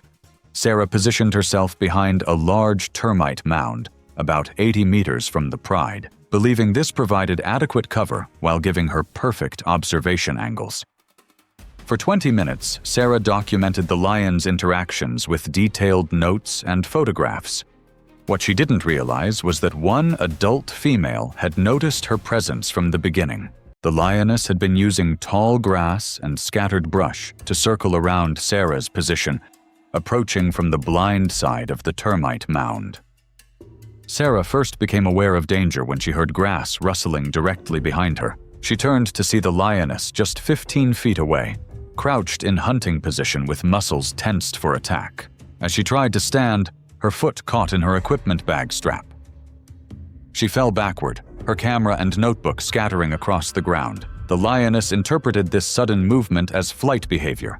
She launched herself forward, covering the distance in 2 powerful bounds. Her front paws slammed into Sarah's chest, driving her flat against the ground with crushing force.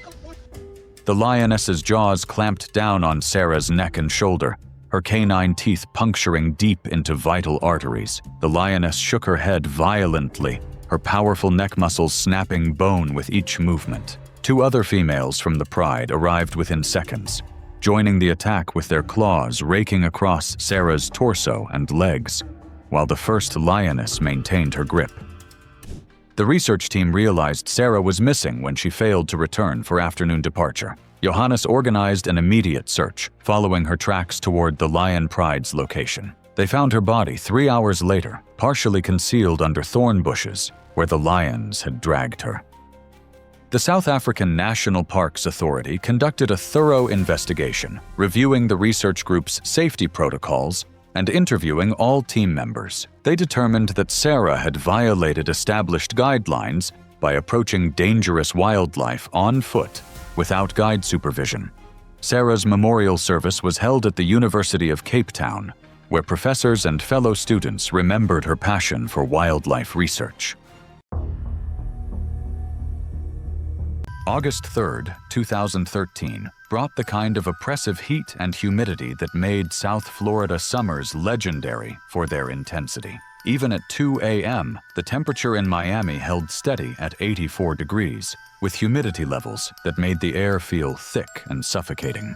David Martinez had always been drawn to the quiet solitude of night shift work. At 35, he possessed the steady nerves and keen observational skills that made him exceptional at supervising Zoo Miami's overnight operations. His 8 years of night shift experience had taught him to read the subtle signs that indicated when something was wrong: unusual sounds, changes in animal behavior, or equipment malfunctions that could pose serious risks. Over the years, he had developed an encyclopedic knowledge of every animal in the facility and took pride in his thorough approach to security rounds. He took his role as the zoo's nighttime guardian seriously, understanding that the safety of both animals and facility depended on his vigilance. Friends described him as reliable and thorough, someone who never cut corners or rushed through important procedures. On this particular night, David was conducting his routine 2 a.m. security check of the Big Cat Building, a state-of-the-art facility that housed the zoo's collection of jaguars, leopards, and other large felines. The building had been designed with multiple layers of security, including reinforced glass barriers, mesh screens, and keeper corridors that allowed staff to observe and care for the animals without direct contact. Onyx, a 180-pound male jaguar, was typically inactive during the night hours. At 7 years old, he was in his prime, possessing all the strength and hunting instincts that made jaguars one of the most formidable predators in the Americas. When David noticed that Onyx appeared to be limping during his patrol of the enclosure, concerned about the animal's welfare, David decided to get a closer look by entering the keeper corridor that ran behind the exhibit. This narrow walkway was separated from the animal enclosures by heavy-duty mesh barriers designed to withstand the strength of large cats. What David didn't know was that the severe thunderstorm earlier that evening had caused significant damage to the facility's infrastructure. Hurricane-force winds had loosened several critical bolts in the mesh barrier between the keeper corridor and Onyx's enclosure, creating a structural weakness that wasn't immediately visible in the dim lighting of the nighttime facility. Jaguars are the third largest big cats and have the strongest bite, up to 1,500 pounds per square inch. Unlike others, they kill by crushing skulls or piercing the brain. Agile in water and trees, their compact build packs explosive power. Even in captivity, their instincts and speed remain deadly. As David moved closer to get a better view, Onyx became aware of his presence. Jaguars are naturally curious and opportunistic predators, and the combination of David's proximity and the compromised barrier created a dangerous situation. When Onyx pressed against the mesh to investigate the human on the other side, the loosened bolts gave way. The barrier failure was sudden and catastrophic. David found himself trapped in a narrow space barely 6 feet wide with 180 pounds of apex predator. David's training kicked in immediately. He activated his radio and managed to broadcast a brief emergency call. The transmission was clear enough for the night security guard to understand the situation and immediately call for emergency assistance. But even before backup could come, in a swift second, Onyx leaped toward David. Unlike other big cats that typically target the throat, the jaguar's powerful jaws clamped down on David's shoulder, while his claws raked across his torso. David fought desperately for his life, using his hands to try to push Onyx away while attempting to protect his vital organs. His years of security training had taught him basic self-defense, but no amount of human training could match the evolutionary perfection of a jaguar's killing instincts. The attack lasted for 2 minutes. David's experience and physical fitness helped him survive longer than might have been expected, but he was fighting a battle that no human could win. Onyx's predatory instincts had been fully triggered, and the jaguar methodically worked to subdue what he perceived as prey. When emergency responders finally gained access to the keeper corridor, they found David unconscious and severely injured while Onyx crouched nearby, his golden eyes reflecting the beam of their flashlights. The jaguar showed no fear of the humans, having claimed his territory through violence. Tranquilizer darts were deployed immediately, and within 60 seconds, Onyx was sedated and removed from the corridor. Emergency medical personnel worked frantically to stabilize David, but the damage was extensive. David was rushed to the nearest trauma center, where surgeons worked for hours to repair the damage. Despite their heroic efforts and David's strong physical condition, he died from complications related to blood loss and organ damage 14 hours after the attack. The tragedy led to immediate changes in zoo security protocols. Mandatory post-storm structural inspections were implemented, requiring detailed assessments of all animal barriers before facilities could resume normal operations. It was September 22, 2015, and the Masai Mara stretched endlessly under the East African sky, its golden grasslands dotted with acacia trees and rocky outcroppings that provided perfect hunting perches for the region's apex predators. The late afternoon sun cast long shadows across the savanna, creating the dramatic lighting that wildlife filmmakers prized above all else. Elena Rodriguez had dreamed of working in wildlife filmmaking since childhood. At 26, she was a recent film school graduate working as a camera assistant for an independent documentary crew. With a minimal budget and ambitious goals, the production was attempting to capture intimate footage of leopard behavior for a nature documentary that would hopefully launch Elena's career in wildlife cinematography. She was eager to prove herself to the director and build an impressive reel.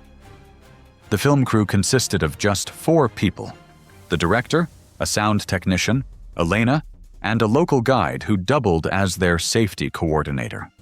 They'd been following a female leopard for 3 days, documenting her hunting patterns and territorial behavior. The leopard had established a daytime resting spot in a large fever tree about 400 meters from their base camp. Leopards are among Africa's most elusive and dangerous predators, perfectly adapted for stealth hunting and ambush attacks. Adult females typically weigh between 60 and 130 pounds, but their compact, muscular build gives them incredible strength and agility. They're exceptional climbers, capable of hauling prey twice their weight up into trees to avoid scavengers. Leopards have the strongest bite force relative to body size of any big cat, and their retractable claws are razor-sharp tools for climbing and killing. As dusk approached on their 4th day of filming, the crew prepared to retrieve their remote camera from the fever tree. The leopard had been absent from her resting spot for several hours, presumably beginning her nightly hunt in the surrounding grasslands. Elena volunteered to climb the tree and retrieve the equipment, seeing it as an opportunity to demonstrate her technical skills and fearless attitude. Their guide expressed concern about working near the tree at dusk, when leopards typically became active, but Elena assured him she would work quickly and efficiently. The fever tree stood about 25 feet tall, with a thick trunk and sturdy branches that provided easy climbing access to the camera position. Elena began her climb as the sun touched the horizon, moving carefully up the trunk and testing each branch before committing her full weight. The camera was positioned about 20 feet up, secured to a sturdy branch with a clear view of the leopard's preferred resting area below. What Elena didn't realize was that the leopard had returned to the tree earlier than expected. The female was concealed in the dense foliage about 8 feet above the camera position, perfectly camouflaged against the dappled shadows of the upper branches. She had been resting motionless for over an hour, her spotted coat blending seamlessly with the play of light and shadow. Elena reached the camera position and began disconnecting the mounting equipment. Her attention focused on the technical details of the retrieval. She worked methodically, coiling cables and securing the expensive camera gear in her equipment bag. The leopard watched every movement from above, her muscles tensing as this intruder invaded her territorial space. As Elena reached for the final mounting bracket, her movement caused the branch to sway slightly. The leopard interpreted this as aggressive behavior in her territory. She dropped silently from the upper branches, landing directly on Elena's back with devastating force. Her claws immediately sank deep into Elena's shoulders and neck, while her powerful jaws clamped down on the base of Elena's skull. The impact knocked Elena off balance, but the leopard's weight and claws kept her pinned against the tree trunk. The leopard's bite crushed vertebrae and severed the spinal cord, causing immediate paralysis. Elena's body went limp, but the leopard continued her attack, her powerful jaws working to crush the skull and neck. The branch couldn't support the combined weight and violent movement.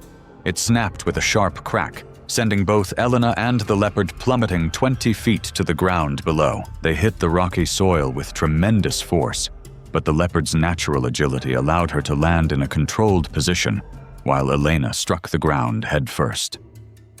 The leopard immediately resumed her attack, her claws raking across Elena's torso while her jaws targeted the throat and face. The fall had caused massive internal injuries, but the leopard's continued assault ensured that Elena had no chance of survival. The attack continued for several minutes before the leopard finally retreated into the surrounding brush. The film crew realized something was wrong when Elena failed to respond to radio calls after 15 minutes. They found her body at the base of the fever tree, surrounded by scattered camera equipment and broken branches. The Kenya Wildlife Service conducted a thorough investigation, reviewing the crew's safety protocols and interviewing team members. Elena's memorial service was held in Los Angeles, where film school classmates and industry professionals remembered her passion for wildlife cinematography and her dedication to conservation storytelling. Her family established a scholarship fund for aspiring wildlife filmmakers, emphasizing safety training and proper equipment protocols. It was September 20th, 2017, and Zambia's dry season scorched South Luangwa like a furnace. Dust devils twisted through the Mopane woodland as safari trucks rolled past grazing antelope. The heat shimmered, masking any hint of danger, and beneath a nearby thicket, a wounded predator watched with eyes that burned with pain and territorial rage.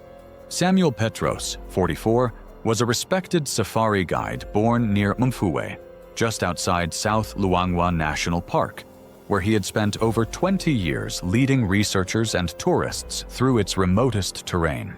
Known for his ability to interpret tracks, sounds, and animal behavior with near-instinctive precision, Samuel inspired trust among clients and admiration among peers.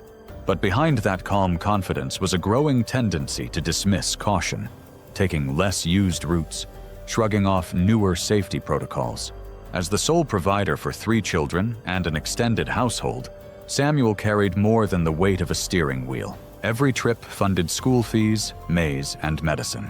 Pride built his reputation, but pressure quietly drove his risk tolerance higher than most could see.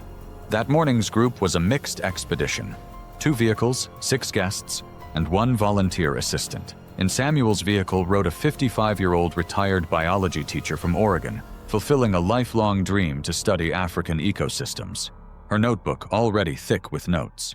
Also aboard was Caleb Strick, a quiet 27-year-old wildlife volunteer on a gap year before grad school, reassigned to Samuel's truck that morning due to a last-minute seating mix-up.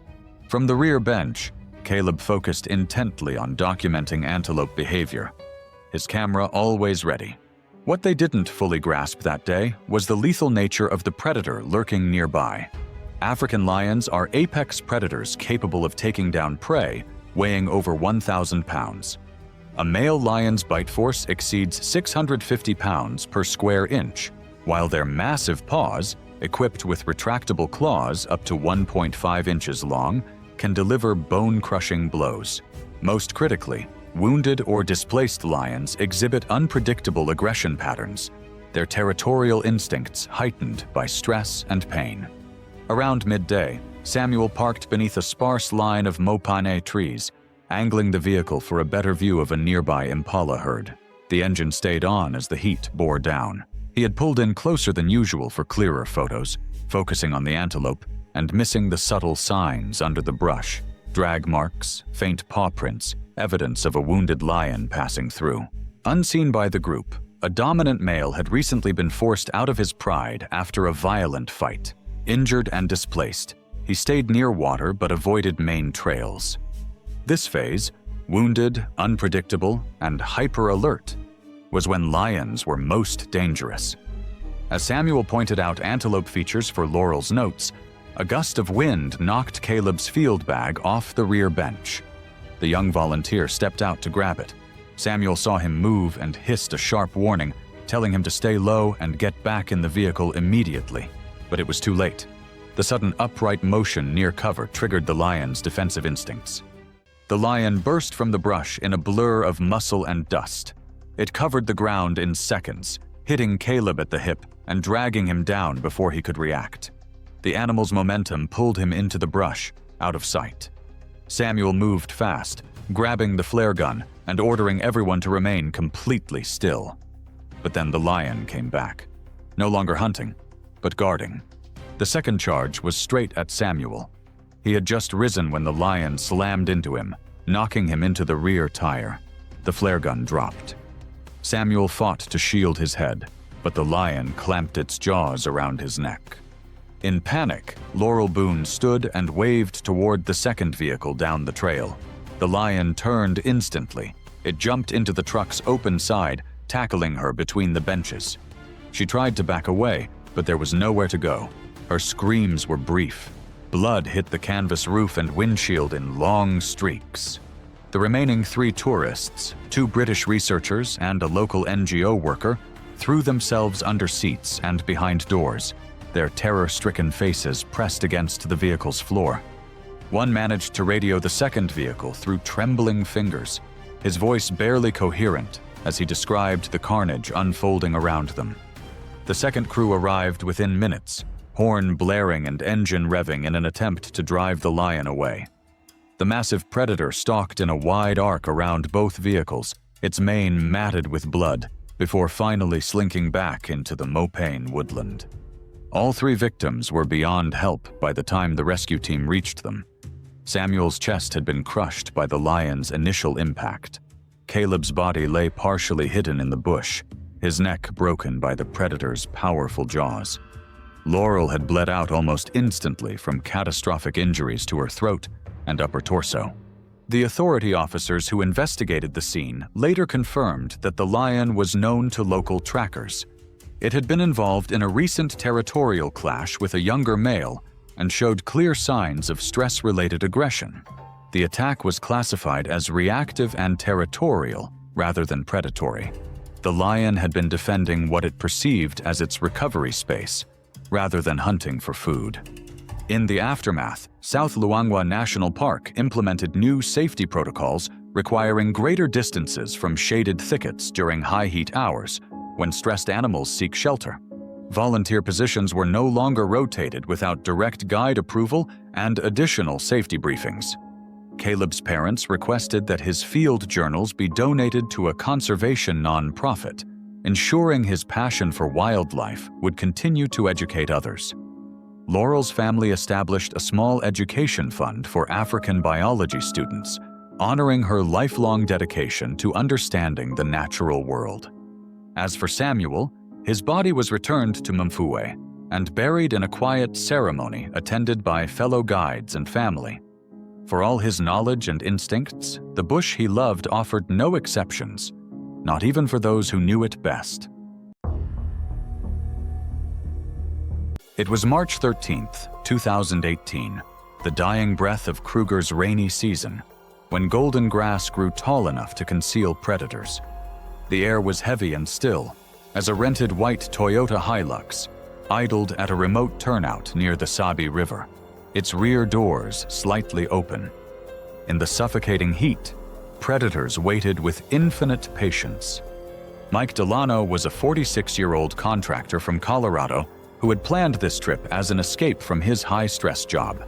Proud to do things the real way, he'd skipped guided tours in favor of a self-drive safari, convinced his experience made him invulnerable.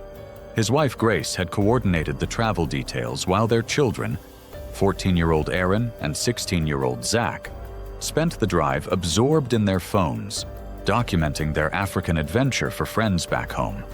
Mike had insisted that roadside lunch stops were part of the authentic experience, believing danger only struck those who broke park rules. He'd skimmed the safety warnings, dismissing clauses about unsecured doors and big cat behavior during midday heat.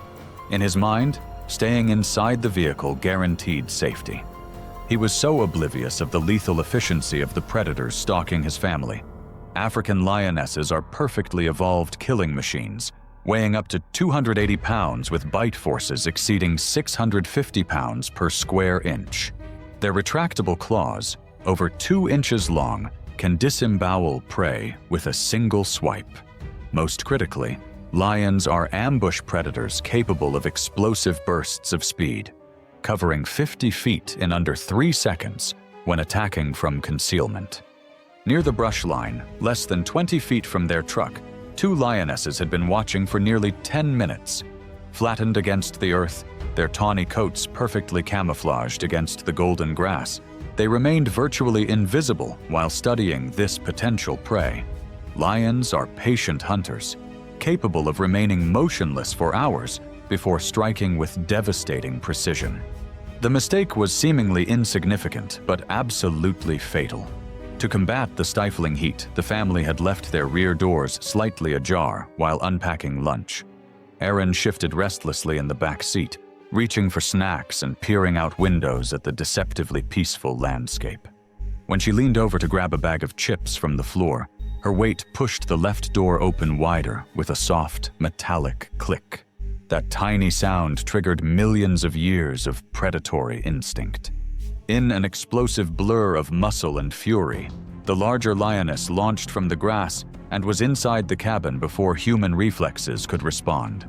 The force of her 250-pound frame knocked Erin backward into the seat as massive jaws clamped down on her neck and collarbone with bone-crushing force.